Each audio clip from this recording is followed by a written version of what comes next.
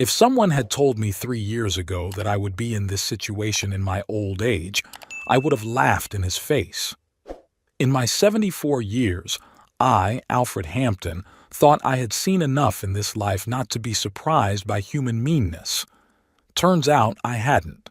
All my life I've worked as a foreman on construction sites in and around Portsmouth. I started out as a simple laborer carrying bricks and mixing mortar, but eventually I moved up. I wouldn't say it was a dream job, but it was a steady income that allowed me to provide for my family. My Elizabeth, of blessed memory, always said I had golden hands and a bright head.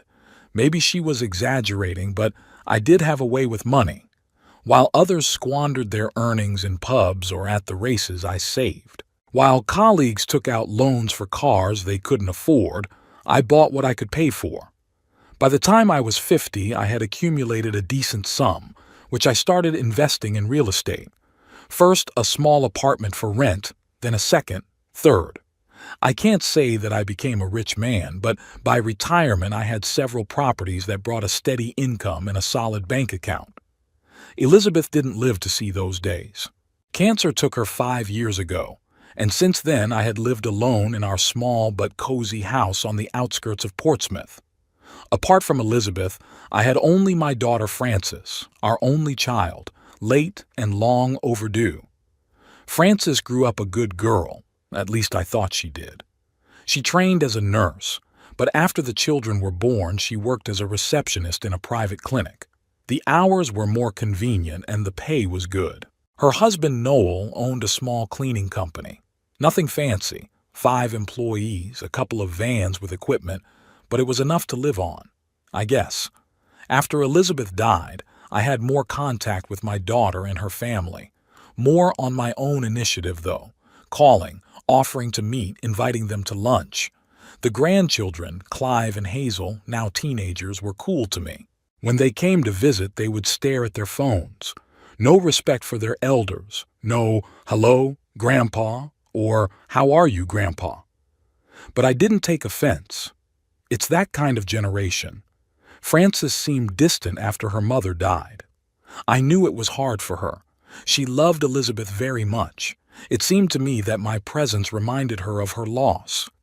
Maybe that's why we saw each other less and less. Or maybe it was just that she had her own life, her own worries. My son-in-law Noel and I had never had much intimacy. A tall, thin man with a perpetually disgruntled expression on his face. He always treated me with an emphatically polite but cold demeanor. I could sense that he didn't like me very much, but there was no reason for conflict, and we maintained a neutral relationship. At least that's how it seemed to me. In the last year, the loneliness became depressing. I caught myself talking to myself, cooking for one and staring out the window for hours, hoping to see a familiar face.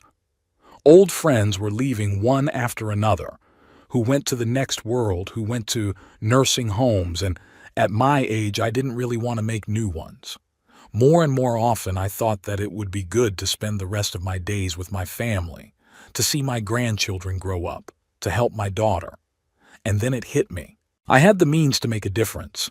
I could buy a big house with enough room for me and Frances's family. They would save money on rent. I know it was expensive, and I wouldn't feel so lonely. That same day I called my daughter and suggested we meet. We sat in a small cafe near her work and I outlined my plan. "Dad, are you serious?" Frances looked surprised, but something else flashed in her eyes. Interest? A calculation? I didn't think much of it at the time. "Absolutely, darling. I've already looked at a few options. There's a great house in Old Portsmouth. 4 bedrooms, large living room, 2 bathrooms, 2-car garage, and a decent lot. You could put in a garden like you've always wanted. But that would be very expensive, wouldn't it?" She fidgeted nervously with her napkin. "I can afford it," I said proudly. "I'll sell my mom's house and I'll add to my savings. There's a couple of apartments I'm renting out. I can sell one. That'll be enough money." "What about Noel? Have you talked to him?" "No. I wanted to talk to you first. If you're up for it, we can tell him together." Frances hesitated to answer. I could see the gears turning in her head. calculating the pros and cons. "You know, that's a very generous offer," she said finally. "Let me talk to Noel, and then we'll go over the details together." 2 days later, they arrived at my house. Noel was unusually lively and friendly. He shook my hand, clapped me on the shoulder, and called me father-in-law, which he had never done before. "This is a terrific idea, Alfred," he said as he walked around my living room. "We are so touched by your concern." We discussed the details, the neighborhood, the approximate cost, when we would move. I suggested that we all share the house equally, but Noel shook his head. "Why go to all that trouble? It's better for one of us so we don't have to deal with taxes and other bureaucracy." "Well, then it's on me," I said. "I'm buying, after all." Francis and Noel looked at each other.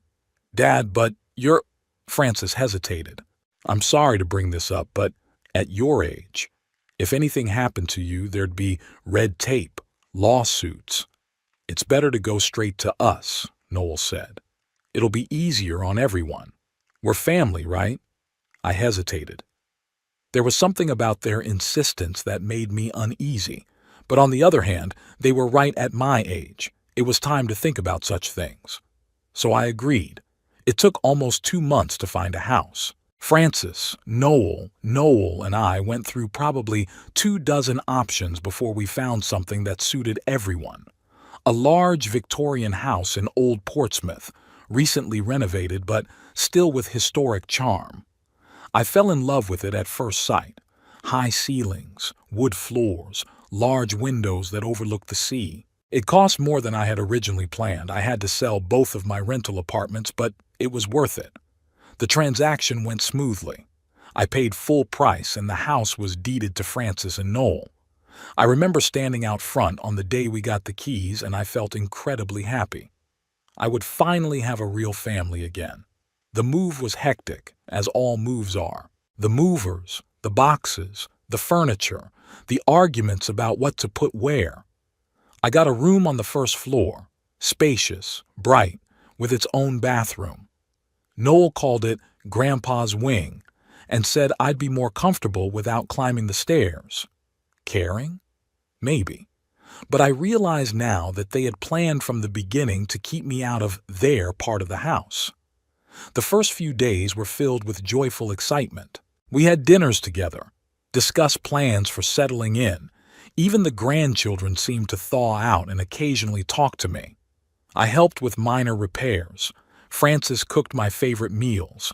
Noel asked my opinion on the garden. It was idyllic. But after about a week, I noticed a change. First, I stopped being invited to family dinners. Francis brought the food to my room, explaining that the children needed to prepare for their lessons at the table. Then Noel got annoyed when I went out in the garden when the children were there, said I was disturbing their play. And when I offered to help fix a leaky faucet in the kitchen, he said he could do it himself and that I shouldn't mind my own business. I put it down to fatigue from the move, the stress of the change. I tried to be helpful, but unobtrusive.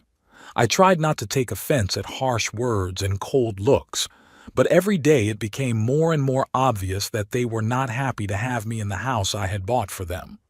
One evening I overheard Francis and Noel talking. They didn't know that I had returned from my walk and was standing in the hallway. "He's always here," Noel said irritably. "Watching, criticizing, pointing. I feel like I'm under a microscope." "What do you suggest?" Francis's voice sounded tired. "It's his house, too." "No, it's our house. That's what it says in the documents he signed himself." At those words, I rose quietly to my feet, feeling a chill run down my spine. Something told me this was only the beginning of the trouble. 2 weeks after I moved in, Francis announced that she wanted to throw an official housewarming party. Invite friends, co-workers, neighbors, so everyone could admire our new home. I supported the idea with enthusiasm. After all, I had something to be proud of.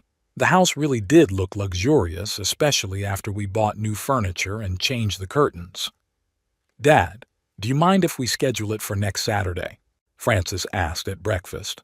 Noel just had the day off and the kids didn't have any plans. Of course, darling. Is there anything I can do to help? No need, Noel quickly intervened.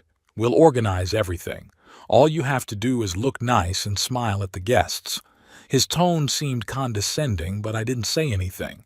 I'd been trying not to react to such trivialities the last few days, not to exacerbate the already tense atmosphere. Preparations for the housewarming party were in full swing. Francis was ordering food from the catering service.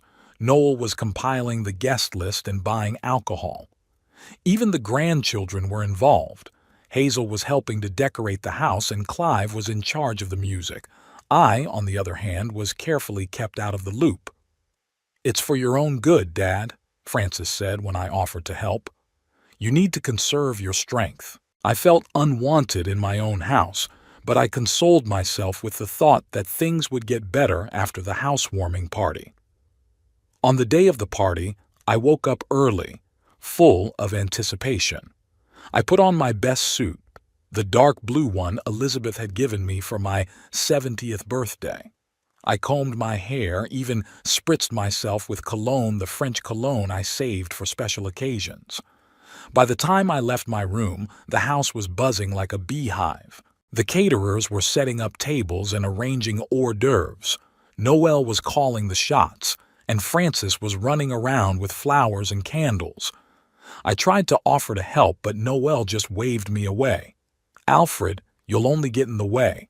You'd better go to your room and we'll call you when it's ready." Frustrated, I went back to my room and spent a few hours there, leafing through an old photo album and remembering the times when my little Francis had looked at me with adoration instead of ill-concealed irritation. The guests started arriving around 6 in the evening. I went out to greet them, standing next to Francis and Noel, shaking hands, smiling, but feeling like an extra at someone else's party. None of the invitees were my friends or acquaintances, all Francis and Noel's co-workers, their friends, the parents of Clive and Hazel's classmates. One of the guests, a man about my age, was interested in the history of the house and asked how long it had been in our family. "Oh, it's a new acquisition," I replied proudly. "Bought it recently so we can all live together." "You bought it?" the man interjected, glancing at Noel, who was standing next to me, visibly tense. "Well, technically it's my wife's and my house," Noel interjected quickly, putting his hand on my shoulder and squeezing it a little harder than necessary. "My father-in-law helped with the down payment and we're very grateful to him. Aren't we, Alfred?" I was embarrassed by the blatant lie, but I didn't want to make a scene in front of my guests, so I just nodded. Noel immediately pulled me aside and hissed, "Don't you dare tell everyone that you bought this house. People will start asking questions and it will embarrass us." "But it's true," I objected. "What embarrassment? I'm proud to be able to provide my family with a house like this." "That's exactly what I'm saying." Noel shook his head. "You're humiliating me in front of my friends, showing that I'm not capable of buying a house for my family on my own." "I didn't mean to." "Just keep your mouth shut." He cut me off and walked away, leaving me alone with a bitter lump in my throat. The evening went on. Everyone was having fun, drinking, eating, dancing. I felt increasingly lonely and unwanted. At some point, I got tired of the noise and fake smiles and decided to go to my room for a while. Sitting on my bed, I reflected on the fact that maybe the idea of cohabitation wasn't such a good idea. Maybe we all need more privacy. Maybe we should sell this house and buy 2 smaller ones, one for me and one for them. There was a knock on the door, and without waiting for an answer, Francis and Noel came in. I could tell by the look on their faces that this was not going to be a pleasant conversation. "Daddy, we need to talk," Francis began, sitting down on the edge of the bed. Noel remained standing with his arms crossed over his chest. "Of course, darling. Is something wrong?" "We've been thinking about it for a while, and we've decided it's best for you to live apart," she blurted out, looking past me. "What?" I couldn't believe my ears. "But we just moved in. I bought this house so we could live together." "The thing is, Alfred," Noel interjected, "your presence is causing certain difficulties for our family." "What kind of hardship?" I felt the blood rush to my face. "I try not to disturb anyone. I sit mostly in my room." "It's not just that." Frances tugged at the sleeve of her blouse, not looking me in the eye. "The kids complain that they don't feel comfortable bringing friends over when you're always watching them. And Noel and I can't relax, knowing that you could come out at any moment and, you know." "No, I don't!" I was getting angry. "This is my house. I paid my money for it. Technically," Noel emphasized the word, "it's Frances and mine. That's what it says on the deed you signed. But that was a formality. We had an agreement." "We're grateful for your gift," Noel interrupted me, his voice hardening. "But this is our house now and we decide who lives in it." I looked at my daughter, expecting her to stand up for me, to say something in my defense. But Frances only lowered her eyes guiltily and said quietly, "I'm sorry, Daddy. We think you'd be better off in a nursing home. They'll take better care of you there than we can." "A nursing home?" I couldn't believe my ears. "You're kicking me into a nursing home from the house I bought?" "Don't be so dramatic, Alfred," Noel said with a wince. "It's not that bad there, and it's not forever. Maybe in time." "Out!" I jumped up from the bed, my hands trembling with anger and resentment. "Get out of my room, now!" They looked at each other, and something resembling fear flashed across their faces. But then Noel straightened up and said icily, "You don't understand the situation, Alfred. This is no longer your room. This is our home, and we're asking you to leave it. Tonight." "Tonight?" I was stunned. "But we have guests." "That's exactly why," Noel nodded. "Everyone's busy, so no one will notice you're gone, and there won't be awkward questions. You can't do this." I felt my throat tighten and my eyes start to sting. "Frances, say something. I'm your father." My daughter got up and walked to the door where Noel was standing. "Daddy, please don't make a scene. We've already made up our minds. Pull yourself together and leave nicely." "Amicably?" I laughed bitterly. "In your mind, amicably means kicking your 74-year-old father out on the street during a party at the house he bought." "You said you bought it for us." Frances shrugged, and there wasn't a trace of remorse in her voice. "Well, thank you for the house. We love it. But we don't need you anymore." The words hit me like a slap in the face. I looked at my daughter, the woman I'd raised with love, the woman I'd always been willing to give my last for, and I didn't recognize her. Before me stood a stranger, a cold man with the face of my Frances. "I'll give you an hour," Noel said, glancing at his watch. "Then I'll be back to check on the packing. And don't get hysterical in front of the guests. It'll only make things worse." They went out, leaving me alone in a room that had been mine in the morning but was now suddenly someone else's. I sat stunned by the betrayal, unable to believe what was happening. Was it really my daughter who had just told me she didn't need me? Were they really kicking me out of my own home? I tried to gather my thoughts. Maybe this was some kind of misunderstanding. Maybe they just had too much to drink at the party. But deep down, I knew it was serious. They'd been planning this for a long time, from the very beginning, maybe even before I offered to buy the house. They were just waiting for the right moment. Mechanically, I began to put things into the suitcase I hadn't yet had time to fully unpack since moving in. Clothes, toiletries, medications, photo albums. What else? I looked around the room, trying to decide what to take with me and what to leave behind. The realization that I had to fit my entire life into one suitcase was unbearable. When I was almost done packing, the door opened without a knock. Clive and Hazel, my grandchildren, stood on the doorstep. I could tell by their grins that they knew what was going on. "Grandpa's packing?" Hazel giggled, chewing gum defiantly. "Just don't forget your pills and diapers. And don't think about bringing anything from home," Clive added, crossing his arms across his chest like his father. "Mom said you could only take your personal things."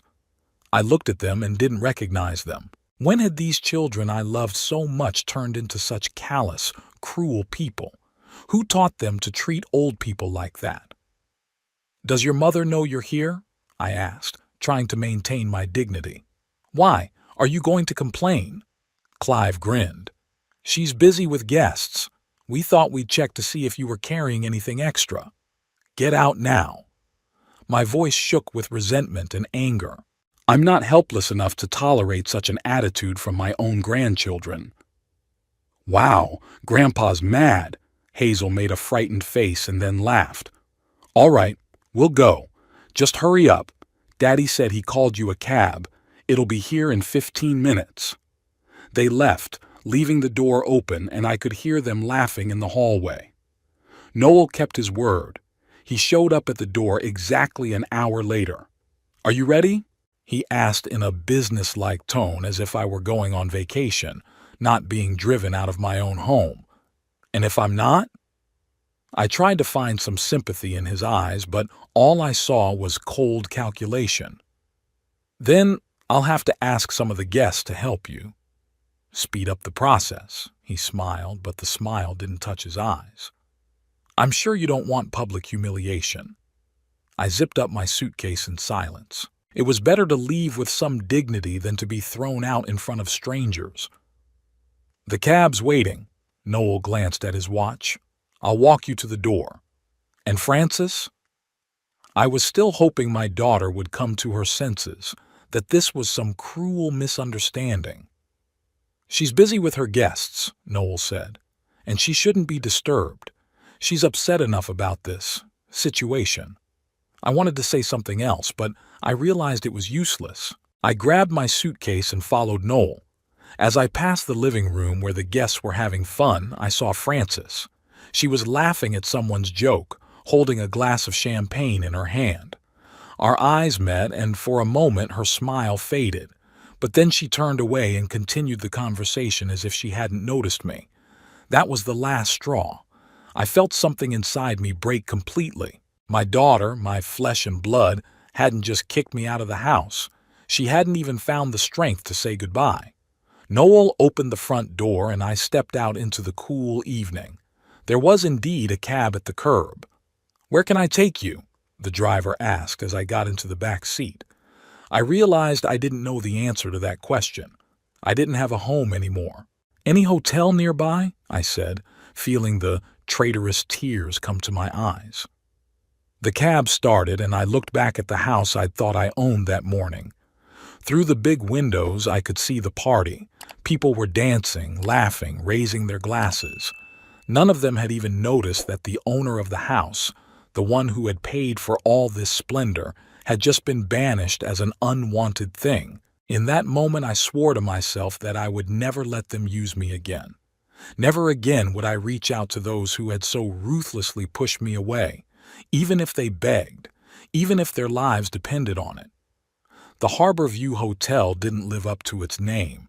My window overlooked not the harbor, but the brick wall of the building next door. A cramped room with a squashed bed, a dim lamp, and a noisy air conditioner became my home for the first 3 days of my exile. I hardly went out, ate chips and chocolate from the vending machine in the hallway, and didn't answer the phone. I didn't get many calls, though. It wasn't until the 4th day that I forced myself to go out into the city and start looking for more permanent accommodation. Portsmouth, which had always been home and cozy to me, now seemed alien and hostile. I wandered the streets, looking at apartment ads and feeling like a refugee in my own city. By evening, I managed to find a small apartment in an old house on the outskirts. 1 room, a tiny kitchen, and a bathroom with a dripping faucet. The landlord, recognizing that I was a pensioner, immediately demanded 3 months' rent in advance. I paid, although it was a serious blow to my remaining savings. I spent the first night in my new home sitting on the windowsill and looking at the deserted street. I couldn't sleep. My mind was reeling with fragments of phrases Frances and Noel had said. "We don't need you anymore. Thank you for the house. You'll be better off in a nursing home." How could she? How did my little girl, the one I carried in my arms, The one I read bedtime stories to, the one I was willing to give up everything for, turned into this callous, calculating creature. When did it happen? And most importantly, why didn't I notice? I spent the next days trying to establish some semblance of normal life. I bought dishes, linens, a few books at a second-hand bookstore. I moved the things that didn't fit in my suitcase that fateful night out of the storage room. Found the nearest supermarket and pharmacy. Life was slowly getting back on track, but there was not a shred of joy in it. Frances didn't call. I didn't expect her to be honest. Pride wouldn't let me make the first move, though at times, especially at night, I desperately wanted to hear her voice, to be sure it was all some horrible mistake. But deep down inside I knew it wasn't a mistake. It was their true face, which they no longer felt they had to hide. One morning, a week or two after moving in, I went to the park. It was early fall. The leaves were just beginning to turn yellow and the sun was still warming the summer sun. I was sitting on a bench watching the children playing in the playground and suddenly I heard a familiar voice. Alfred. Alfred Hampton. I don't believe it. I turned around and saw Walter Pierce, my old friend and colleague whom I hadn't seen in 3 years, since Elizabeth's funeral. Walter had changed little, the same stumpy figure, gray stubble on his chin and lively eyes under his bushy eyebrows. Walter! I felt something warm stirring in my chest. What are you doing here? I live nearby, walking my arthritis, he grinned, sitting down next to me. And how are you? I haven't seen you in a long time. I wanted to say something neutral, the usual okay or slow, but instead I felt my throat tighten and tears well up in my eyes. And to my own horror, I burst into tears right there on the park bench like a little kid. Walter didn't ask any questions. He just sat there with his hand on my shoulder while I choked with words and tears and told him the whole story, from the idea of buying the house to the shameful banishment on housewarming day. Those bastards, was all he said when I was done. I'm sorry, Alfred, I know it's your daughter, but this is out of line. It's my own fault, I shook my head. I believe they wanted me, not my money. I gave them everything. It wasn't your fault that you loved your daughter and wanted to help her, Walter argued. It's their fault for taking advantage. We sat in the park until evening. Walter told me he'd retired 2 years ago, widowed about the same time I had, and now spent his days with the same old men at the local bridge club. Why are you sulking all alone? He asked me. Come to our club. We'll sit and play cards and talk. It's better than looking at the walls at home. I wanted to refuse. I had no time for fun, but something in his sincere participation touched me, and I agreed. The bridge club turned out to be a small room in the local leisure center for pensioners. 5 tables, worn cards, a kettle of boiling water, and a group of old men like me. They accepted me without question, as if I had always been part of their company. And gradually, day by day, I began to thaw. I began to notice again that the sun was shining, that the leaves were turning yellow, that life went on in spite of everything. Walter became my frequent visitor and I became his. We reminisced about our youth, discussed the news, and sometimes went to the pub for a pint. Gradually, I told him all the details of my story, including the financial side. Wait a minute. Walter frowned one day when I mentioned the name of the company through which I'd bought the house. Haven Estates? I read something about them in the paper the other day. Something bad. He promised to get the details and came to me the next day with the paper in his hand. Here, look. He unfolded the paper and jabbed his finger at a small article. Haven Estates is under investigation for fraudulent real estate schemes. I read the article, and I got a chill inside. The company through which I was buying the house was accused of a series of scams. They sold properties they didn't have full rights to, forged documents, and concealed information about legal problems with the property. Do you think I'm also... I couldn't say the word scammed. That would be too much. Cheated by his daughter, cheated by realtors, it's Too much for one old man. We should check it out, Walter said firmly. I got a nephew who's a lawyer. He's a good guy. He knows his stuff. Why don't I talk to him? The next day we met Edwin, Walter's nephew. A young man in his 30s in a strict suit, and with an attentive eye he listened to my story, asked a few clarifying questions, and asked to see all the documents related to the purchase of the house. I will need to make inquiries, check the title registration, the history of the property, he said, looking through the papers. It will take some time. But, Mr. Hampton, from what I'm seeing so far, you could be in real trouble. This company used a typical scheme. They sold real estate that was pledged to banks or encumbered. What does that mean for me? I asked, feeling my insides clench with the anticipation of more trouble. If it is confirmed that the sale was illegal, the contract of sale may be recognized as invalid. In this case, you have the right to demand a refund from the seller. But there is a problem. The company has already declared bankruptcy, and many victims are unlikely to receive compensation in full. And the house? What will happen to the house? If it turns out that the current owners did not consent to the sale, or that there is an encumbrance on the house that was not disclosed in the transaction, the house could be seized in favor of the rightful owners or creditors. I sat stunned by this information. So not only was I losing money, but Francis and Noel could lose the house. Strangely, the thought didn't bring the expected satisfaction, only bitterness and fatigue. I'll take the case, Edwin said, gathering the papers. But I must warn you, the process may be long and not necessarily end in your favor. I spent the next few days in anxious anticipation. Edwin called several times informing me about the progress of the investigation, but there were no concrete results.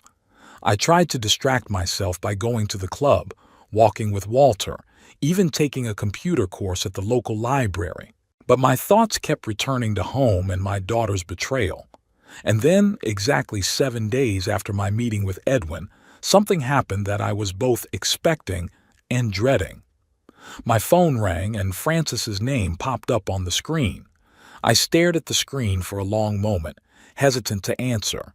Part of me wanted to throw the phone at the wall, but the other part, the part that still remembered the little girl with the pigtails who called me the best daddy ever, made me press the answer button.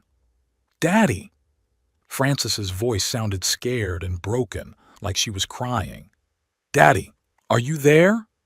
Yes, I answered dryly, trying not to let my voice give away the storm of emotion inside. Daddy, we're in trouble, she sobbed. We're being evicted from the house. Some people with documents came. They say that the house was sold illegally, that the real owners demand to vacate the premises. Daddy, we don't know what to do.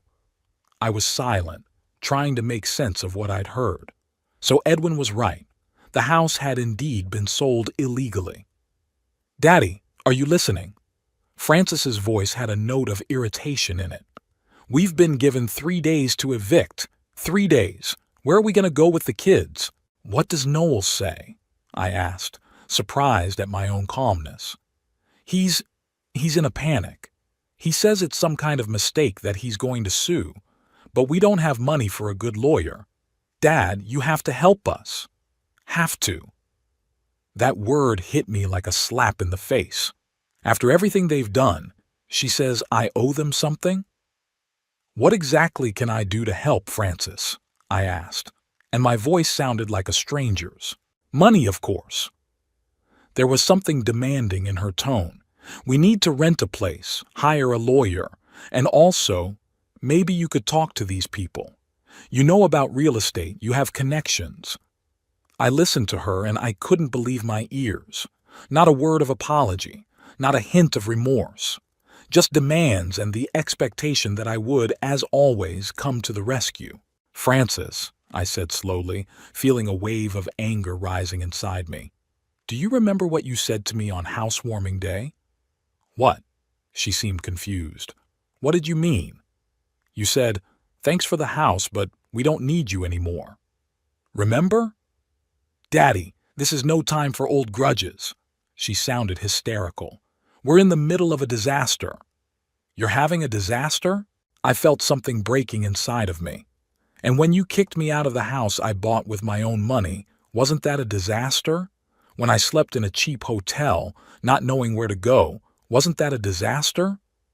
"Dad, please." "No, Francis. Now you listen to me," I said quietly but firmly. "I bought you the house because I loved you. I wanted to be near my family. And you just used me. You took what you wanted and then you threw it away like it was nothing." "We were wrong," she said hastily. "We're sorry. We really are. But we need your help now. We're a family, Daddy." "Family?" I grinned bitterly. "No, Francis. A family doesn't do what you did. A family doesn't kick Dad out of the house on housewarming day. A family doesn't say, 'We don't need you anymore.'" "What are you saying?" Her voice shook. "What I'm saying," I said slowly and clearly, "is that you taught me a valuable lesson, and I've learned it. You taught me that family is an empty word when it comes to money and profit. You taught me that you can't trust even the people closest to you. And you know what? I'm grateful for that lesson. It opened my eyes." "Dad, you can't say that. We're desperate. Where are we supposed to go with the kids?" "Where was I supposed to go when you kicked me out the door?" I asked. "Had you thought about that?" There was silence in the receiver, and then I heard Noel's muffled voice. "Give me the phone." "Alfred." His voice sounded strained. "Look, I realize you're upset and we were wrong, but this is no time for hard feelings. We have serious problems and we need your help." "Noel," I said calmly, "you told me that the house is yours now and you don't need me anymore. Well, the house is no longer yours and you still don't need me. You still don't need me. You take care of your own problems." "You can't do this to us," he screamed. "What about the children? They're your grandchildren." "My grandchildren?" I remembered Clive and Hazel's taunts when I was packing.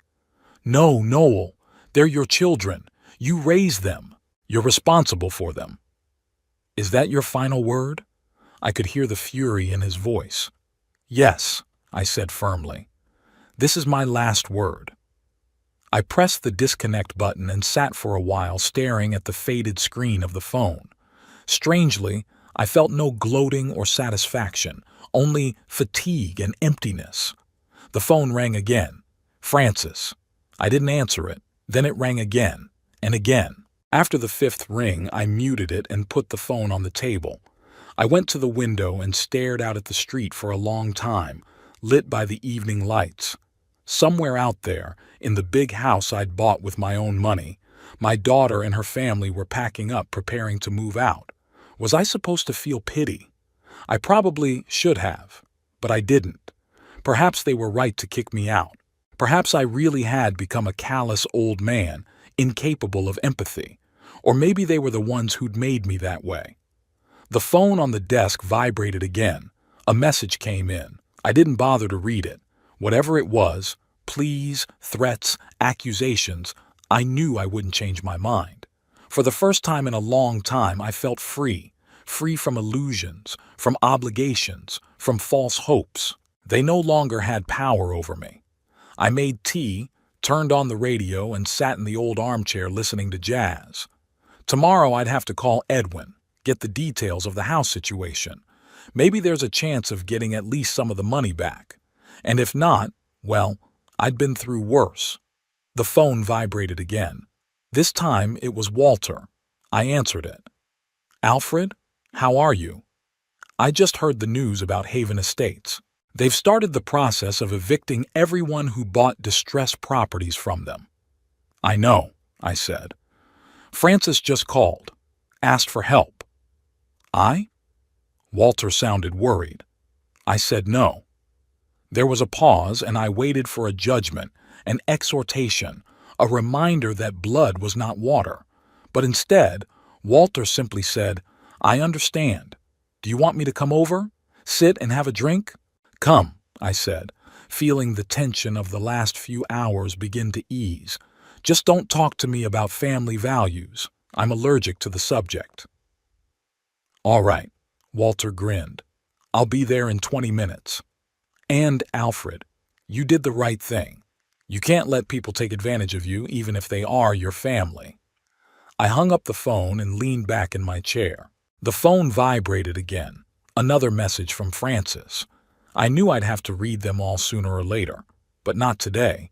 Today, I just wanted to sit in silence, drinking tea and listening to jazz, not thinking about betrayal and pain.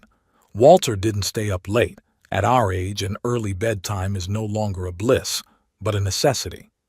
After he left, I sat in the chair for a while, thinking about Francis's call and my reaction. Had I been too harsh? Was it resentment rather than common sense that spoke to me? But once I thought back to the night I'd been kicked out of my own home, the doubts receded. They had shown no mercy when I was in trouble. Why should I show mercy when they were in trouble? I decided to read Francis's messages after all. There were 5 of them. Daddy, please call me back. It's very important. We're really desperate. We have nowhere to go. Noel says she's going to sue the sellers, but that's a long time. We need help now. Dad, the kids are asking why Grandpa won't help us. What should I tell them? And last, sent past midnight. If you won't talk to me, at least tell me where you live. We could come over, talk in person. I grinned. Know where I lived? To what? To show up uninvited and pity me in person? Or to have an alternate airfield in case of eviction? No, that's not going to happen. In the morning, the phone woke me up with another call from Francis. I didn't answer again. Then Edwin, Walter's nephew, called and suggested we meet. He had news about my case. We met at a small cafe not far from my apartment. Edwin looked serious, but not gloomy, which I considered a good sign. I've studied all the documents and made inquiries, he said as we sat down at a table in the corner. The situation is difficult, but not hopeless. Tell me straight, I asked. What about the house and what about my money? The house was sold illegally. Edwin spread some papers on the table. Haven Estates didn't have full rights to the property. The house was mortgaged to the bank on the previous owner's mortgage, which had not been fully repaid. In addition, there were additional encumbrances on the house that you were not told about when you purchased it. So what now? The bank has started foreclosure proceedings. Your daughter and son-in-law, as the current deeded owners, received an eviction notice. They've been given a certain amount of time to vacate the premises. And my money? That's where it gets interesting, Edwin said, revitalized. Since you were deceived when you bought the property, you were not informed about the significant encumbrances on the property. You have the right to demand a refund from the seller, that is from Haven Estates. But they're bankrupt, I reminded him. Technically, yes. But I dug deeper and found that the directors of the company had withdrawn substantial funds before declaring bankruptcy. That's fraud. The police are now looking into it, and there's a good chance the assets will be seized and used to compensate the victims. How good? Good enough to start legal action. Edwin held out another piece of paper to me.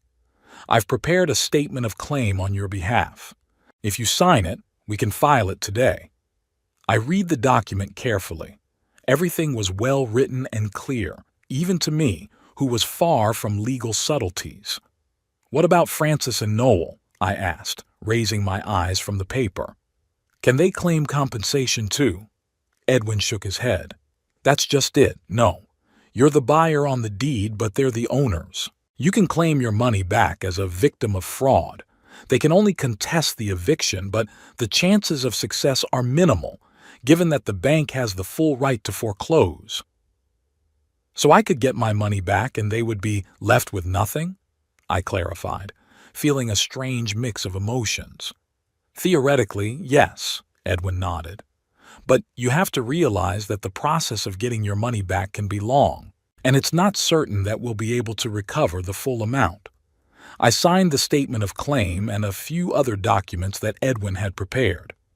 We agreed that he would keep me informed of developments, and we parted ways. On the way home, I reflected on what I had learned. The strange thing was that I should have felt gloating, or at least satisfied that justice had been done. Francis and Noel, who had kicked me out of the house I'd bought, were now on the street themselves. I might get my money back and they would get nothing. The perfect revenge I'd never dreamed of. But instead of gloating, all I felt was tired and empty. It was as if the whole story had sucked all the emotion out of me, leaving only dead indifference. Perhaps that was why, when there was a knock at the door that evening, I opened it without even asking who it was. Frances stood on the threshold. She looked haggard, the circles under her eyes, her pale face, her hair disheveled. She was holding a small bag. "Daddy," she breathed out, visibly relieved. "Thank God I found you." "How did you get my address?" I asked, making no attempt to invite her in. "The neighbors from your old house. They saw you coming out of here." She stepped forward. "Can I come in? We need to talk." I reluctantly stepped back, letting her into the apartment. Frances looked around, something akin to pity flashing across her face. "Do you live here?" she asked, disbelief in her voice. It's so miserable," I finished for her. "Yeah, it's not a Victorian mansion in an upscale neighborhood, but it's got a roof over its head, thank you very much." Frances was embarrassed and lowered her eyes. "I'm sorry, I didn't mean that." "It doesn't matter," I pointed to the only chair. "Sit down. No tea. I wasn't expecting company." She sat down, still clutching the bag in her hands as if she were afraid to part with it. "Papa, I realize you're angry with us," she began. "And you have a right to be. What we did was awful. I don't know what came over us.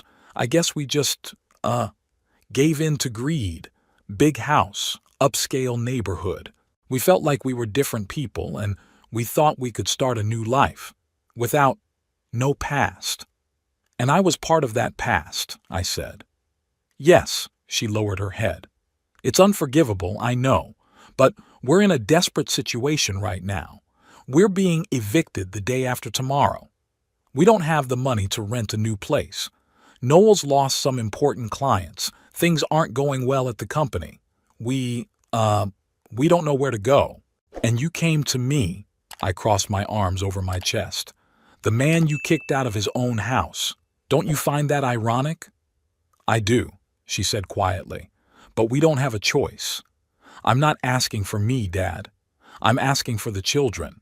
They don't have a place to live." I looked at my daughter and tried to see her as the little girl I once loved most in the world. But all I saw was a strange woman who came not to apologize but to ask for help. Again. "What exactly do you want from me, Frances? We could, stay with you for a while." She looked around the small room. "I realize it's cramped, but it's only temporary, until we find another place to live." "All four of us?" I grinned. "In a studio apartment?" "Noel could stay with his brother," she said hurriedly. "And me and the kids, well, we'll manage somehow. It won't take long, I promise." "And if I say no?" I asked, watching her reaction.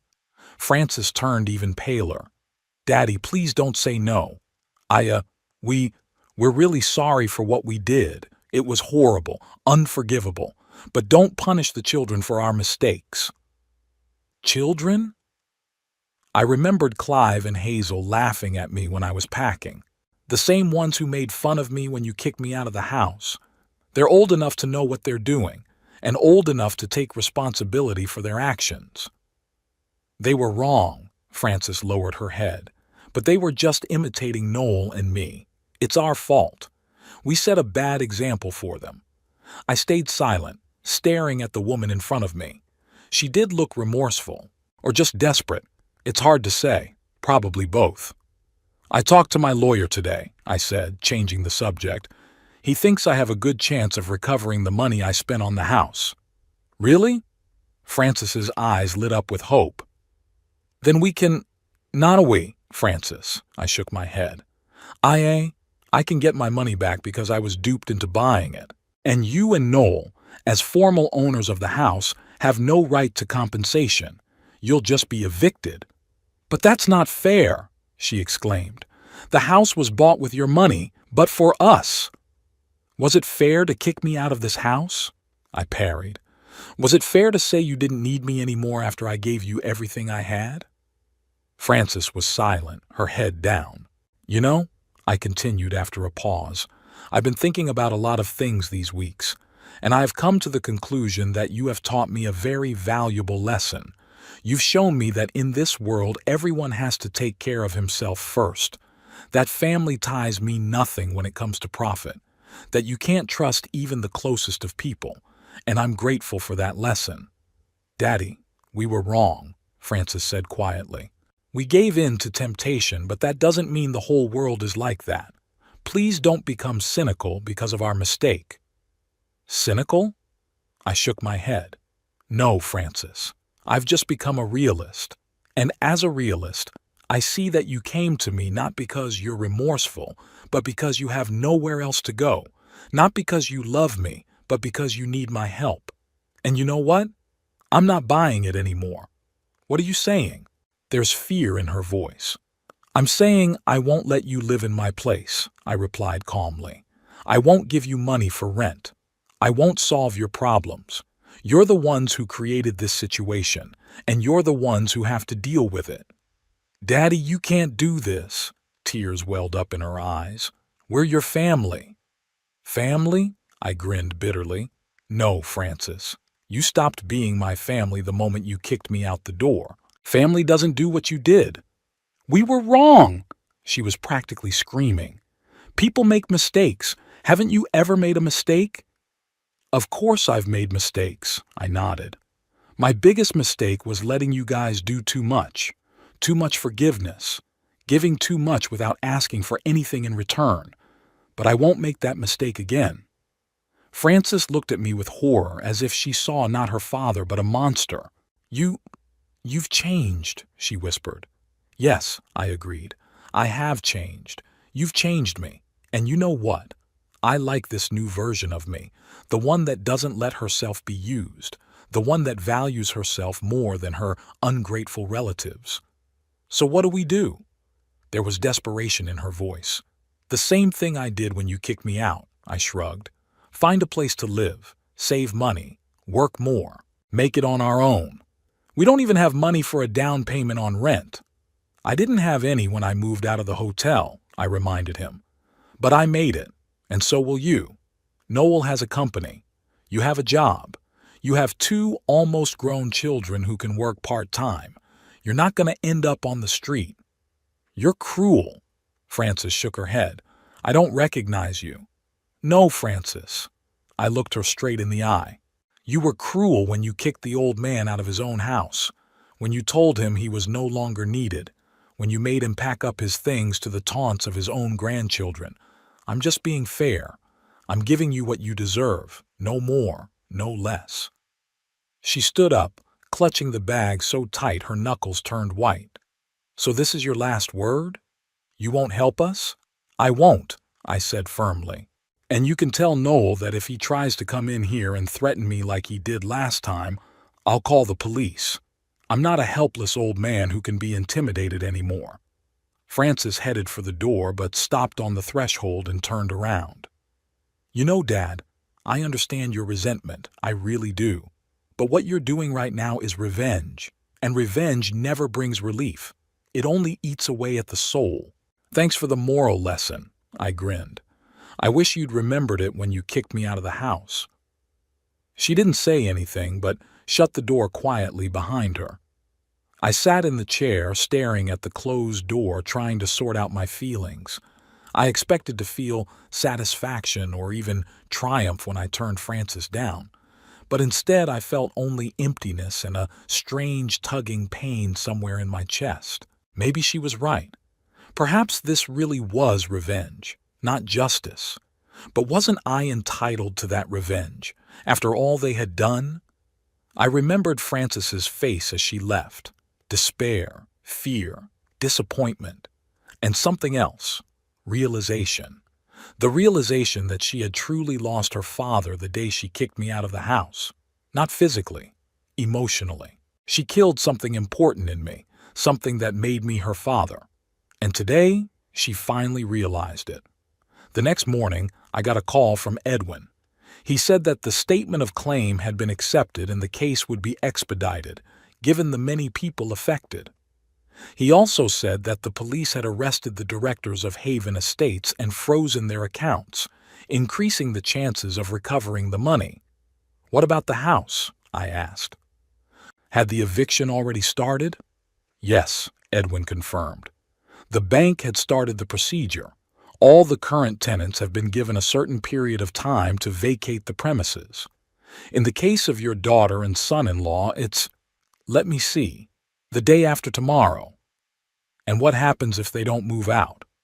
Forced eviction with the help of bailiffs, Edwin replied. But I wouldn't worry about that. It's not your problem anymore, Mr. Hampton. Yes, I said, feeling a strange heaviness in my chest. Not my problem. After my conversation with Edwin, I sat at the window for a long time looking out at the street and thinking. The rain drummed on the glass, blurring the outlines of passers-by going about their business under umbrellas. Somewhere among them was Francis, perhaps desperately looking for a new place to live, or Noel, trying to find the money for a down payment on rent, or Clive and Hazel, facing real problems for the first time in their lives. I remembered wandering the streets myself after eviction, confused and depressed, not knowing where to go. I remembered the humiliation, the pain, the feeling of helplessness. Did I wish the same for my own daughter, my own grandchildren? But then I remembered other things. Noel's cold eyes, Clive and Hazel's taunts, Francis's indifference that evening, their cruelty, their betrayal. And I realized I just couldn't open my heart to them again, couldn't risk being betrayed again. Maybe Francis was right, and revenge wouldn't bring me relief. But knowing that they got what they deserved, that there was justice after all, that gave me some comfort. Small, bitter, but comfort. The phone rang again. This time it was Walter.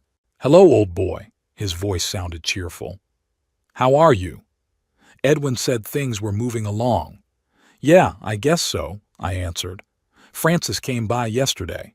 Wow, how did it go? I refused to help her, I said, expecting judgment. But Walter just chuckled. Good for you. You don't want to be the one to stick your neck out. They'd made their choice, and now they had to deal with the consequences. Yeah, I guess so, I said uncertainly. What do you mean? I guess so. Walter sounded surprised. Don't tell me you doubt it. After everything they've done to you? I don't know, Walter, I sighed. It's not that simple. She's my daughter after all. The daughter who threw you out on the street, he reminded me. Look, Alfred, you're a good man, too good. And they took advantage of that. Don't let them get on your back again. They don't deserve your help. You're probably right, I said, but the voice inside me kept questioning it. After talking to Walter, I decided to take a walk. The rain had stopped, and the streets glistened in the sunlight that was breaking through the clouds. I didn't think much about my route, and before I knew it, I was near the house I'd once bought for Frances and her family. I stopped on the opposite side of the street, looking at the Victorian mansion that was supposed to be my last home, the place where I would spend the rest of my days surrounded by my family. Now it was just a beautiful house with bitter memories associated with it. A car with a bank logo was parked at the entrance. Two men in suits were talking about something with Noel, who looked drained and aged. Frances was nowhere to be seen, nor were the children. Perhaps they had already left, or maybe they were packing up inside. I watched the scene and felt a strange calmness, not gloating, not contentment, but exactly calm, as if some cycle had ended and now it was okay to move on. Turning around, I walked away. I had an appointment with Edwin to discuss the details of the upcoming trial. In the evening, Walter and I were going to the pub. There was a jazz quartet playing tonight. Life went on. My life. Without Frances, without Noel, without grandchildren. A life in which I would no longer allow myself to be used or betrayed by anyone. And if that required becoming a little tougher, a little more cynical, Well, that was a price I was willing to pay for my peace of mind and dignity. The lawsuit against Haven Estates began 2 months after that memorable conversation with Francis.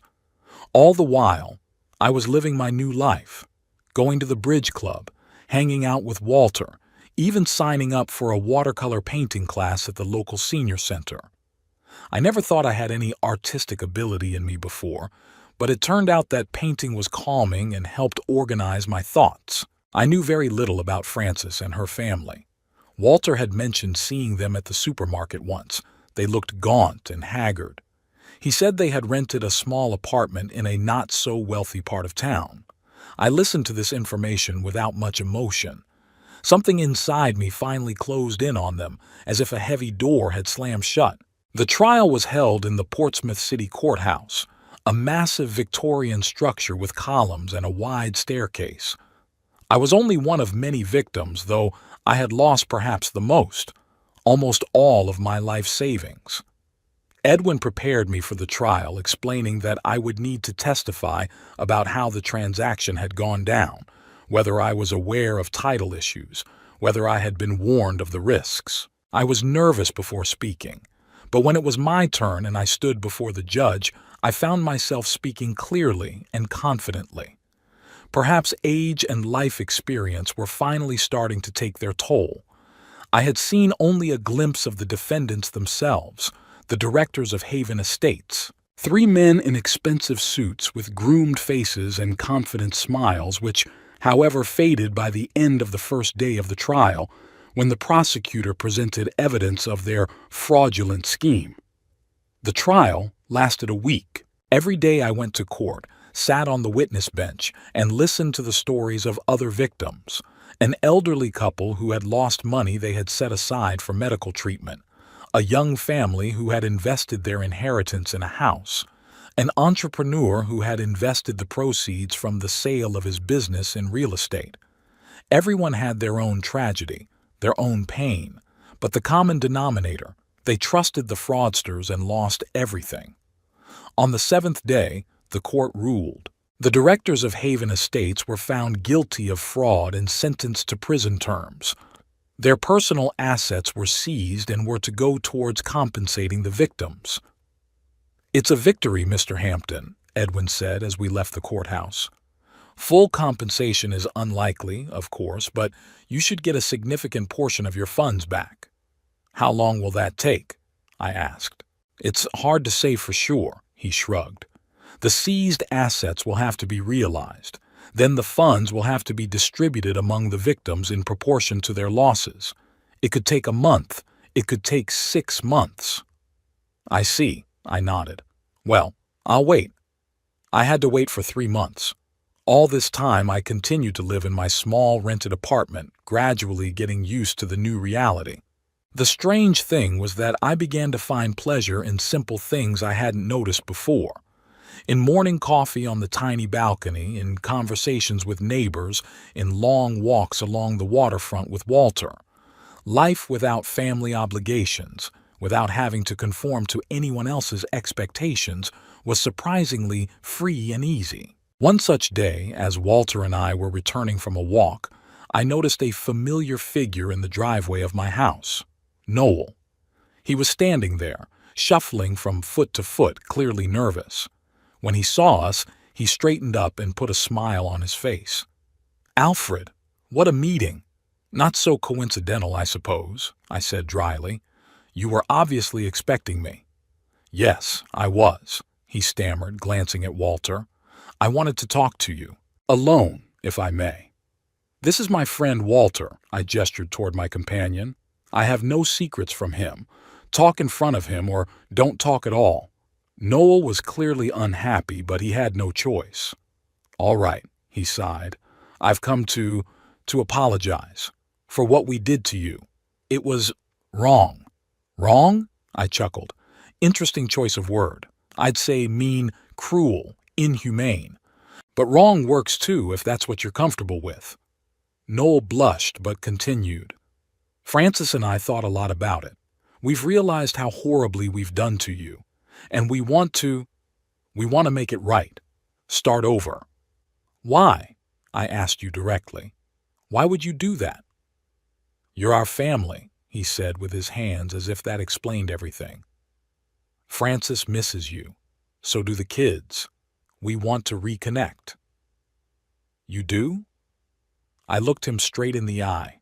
Or maybe it's because you heard about the court order, that I was about to be compensated. Noel looked away, and that was more eloquent than any answer. I thought you'd be happy to reconnect with your family, he murmured. After everything that's happened. After you kicked me out of my own house. After you told me you didn't need me anymore.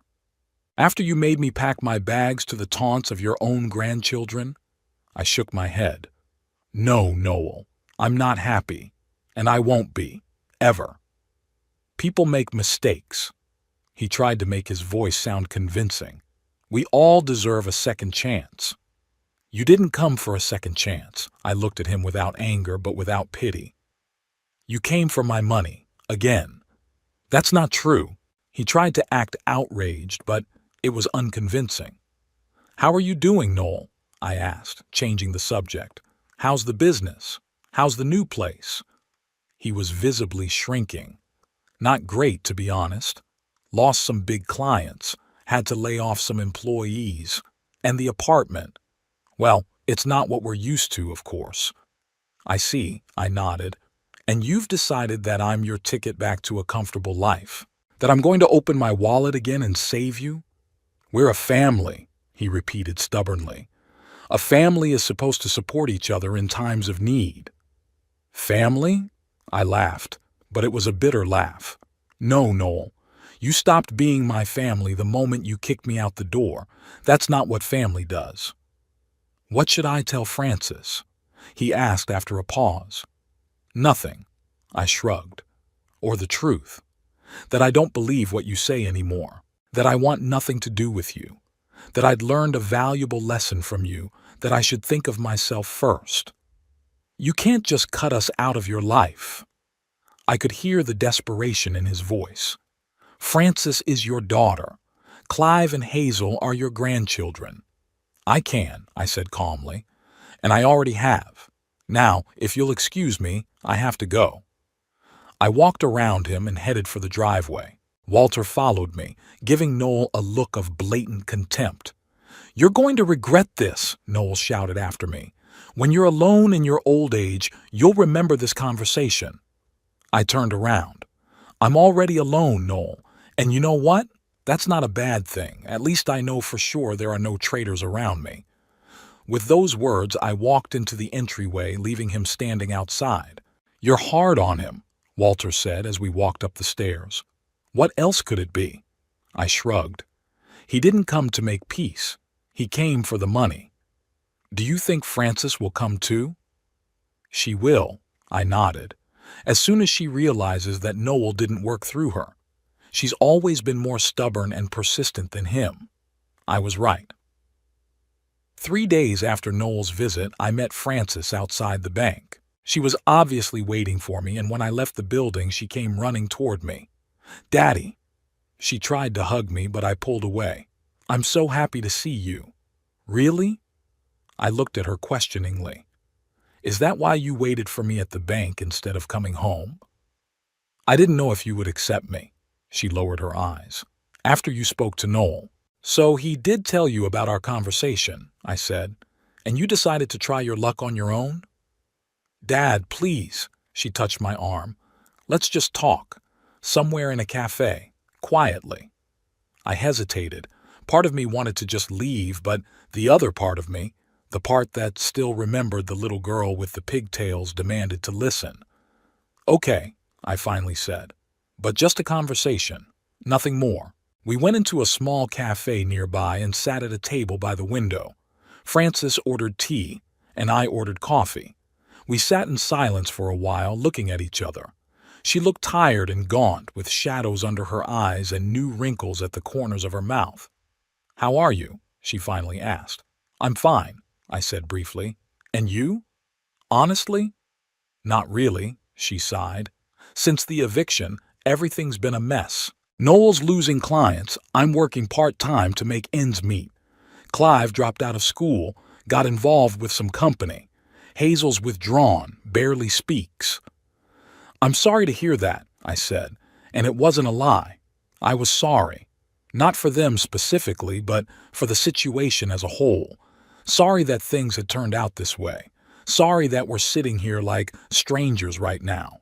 Dad, I know you're angry with us, Frances looked at me pleadingly, and you have every right to be. What we did was awful. It's unforgivable. But is there no going back? Can't we make it right? What exactly do you want to fix, Frances? I asked you bluntly. Your financial situation or our relationship? Both, she answered honestly, and I was grateful if only for that honesty. Yes, we need help. But I also want you back in our lives. I miss you, Dad. I really do. You know what the saddest part of this whole thing is? I looked at her, feeling a strange emptiness inside. That I believe you. I believe you miss me. I believe you're sorry. But I also believe that if you were doing well, if you hadn't lost your home and found yourself in a difficult situation, you would never have come to me. Never would have told me you missed me. She opened her mouth to object, but then closed it and lowered her eyes. Maybe you're right, she said quietly. Maybe it took a stroke of fate to make me realize what I'd done. But doesn't that prove that I've changed? That I have realized my mistakes? No, Frances, I shook my head. It only proves that you're desperate, that you need help, and maybe you do regret what you did. But not because it was wrong, but because it backfired on yourself. What can I do to prove to you that it wasn't? Tears glistened in her eyes. Nothing, I answered simply, because it's not about proof, it's about trust, and that's gone. We sat in silence, sipping our cold drinks. People were walking by the window, going about their business, unaware of the drama unfolding behind the cafe's glass. I heard you won the lawsuit, Frances finally said, that you were getting your money back. Yes, part of it, I nodded. Not all of it, but a substantial amount. What do you plan to do with it? This is it, I thought, the real reason for her visit. To buy a house, I answered. Small, but comfortable. Maybe in the same neighborhood where your mother and I lived. What about us?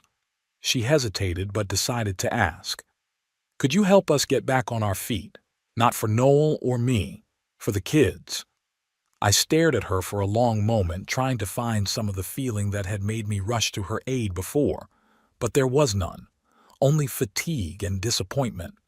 No, Frances, I said at last. I will not help you with money, never again. Why not? There was a note of despair in her voice. We're family. No, I shook my head. We were a family, but you ruined it, with your hands, your decisions, and I don't believe it can be rebuilt. But the children, it's not their fault. Not their fault? I grinned bitterly. They laughed at me when you threw me out of the house. They called me a senile old man and a burden. They're your children, Frances. You raised them, and they're just like you. She lowered her head, unable to find the words to object. I'm sorry, she said at last. I know we don't deserve your help, but I was hoping. For what? I looked at her with genuine interest. That my fatherly feelings would override my common sense? That I'd let you use me again? No, Frances, I'm too old for that, and too smart. She got up to leave. So this is the end? She asked, and there was real pain in her voice. You're cutting us out of your life? Not me, I answered quietly. You did it when you kicked me out the door and told me you didn't need me anymore. I just accepted your decision. She didn't say anything, just nodded and walked out of the cafe without looking back. I sat there for a while, staring at my unfinished coffee and thinking about what had happened. Strangely, I felt no gloating or satisfaction, just a quiet confidence that I'd done the right thing, that I had finally learned to value myself more than those who had hurt me. I received my compensation a month after the trial. As Edwin had predicted, it wasn't the full amount, but enough to buy a small but cozy house in a nice neighborhood in Portsmouth, A two-story cottage with a garden, not too far from the center, in a quiet neighborhood where mostly retired people like me lived. The move only took a day. I didn't have much stuff. Walter helped, and then we had a little housewarming party, just the two of us. We sat on the veranda, sipped whiskey, and talked about life, the past, the future. "You know, Alfred," Walter said, looking at the amber liquid in the glass, "I'm proud of you. Not everyone could have made such a to rebuild at our age. Find the strength to start over." "I didn't have a choice," I shrugged. "Either start over or give up, and I've never been one to give up." "So what now? What's the plan?" I've been thinking. My plans used to revolve around my family, my daughter, my grandchildren. Now I was free of those obligations, free to live for myself. "I'll travel," I said at last. "I always wanted to see Rome, Venice, Paris." Elizabeth dreamed of it, but we kept putting it off. And then, it was gone. "That's a good idea," Walter nodded. "Maybe I'll go for a ride with you. I've always wanted to see the world." "I'd love the company," I smiled. "And, I want to do some charity work. There's an orphanage near here. I thought maybe I could help. With money or, just being around. Read books, play chess. Kids need grandfathers, even if they're not family." "It's worthy." Walter raised his glass. "To a new life, Alfred. May it be long and happy." "To new life." I clinked my glass with his and took a sip. It's been 6 months since that day. I did go to Italy. Rome and Florence enchanted me with their ancient beauty. Then there was France, Spain, Greece. I traveled light, stayed in small family-run hotels, wandered the narrow streets of old towns, and felt free. For the first time in years, I was living for myself, not looking back at other people's expectations and needs. Back in Portsmouth, I began to visit the local orphanage on a regular basis. At first just bringing books and toys, then I began to linger, reading stories to the children and playing board games with them.